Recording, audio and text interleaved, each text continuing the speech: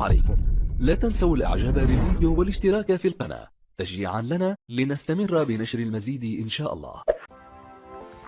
السلام عليكم ورحمة الله وبركاته. أحبائي في الله، متابعين محترف السات ومحبي القناة محترف السات، اليوم غادي نعطيكم التوقيت وموعد مباراة ريال بيتيس وريال مدريد على حسب الجولة 24 من الدوري الإسباني. غنعطيكم القنوات الناقلة وتوقيت المباراة وجدول ترتيب الدوري الإسباني.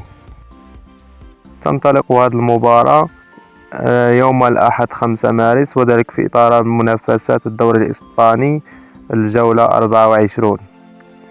أما بالنسبة للقنوات الناقلة فهنا قناة بيان سبور اش دي 3 الفرنسية، قناة لا ليغا الإسباني، قناة لا ليغا تي في برشلونة الإسباني، هادو موجودين على قمر أسترا.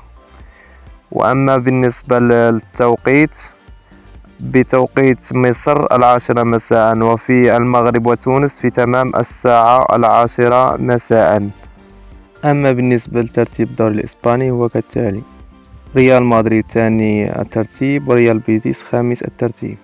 هذا ما كان لدينا في هذا الفيديو، وإلى فيديو قادم إن شاء الله في تقديم مباراة أخرى.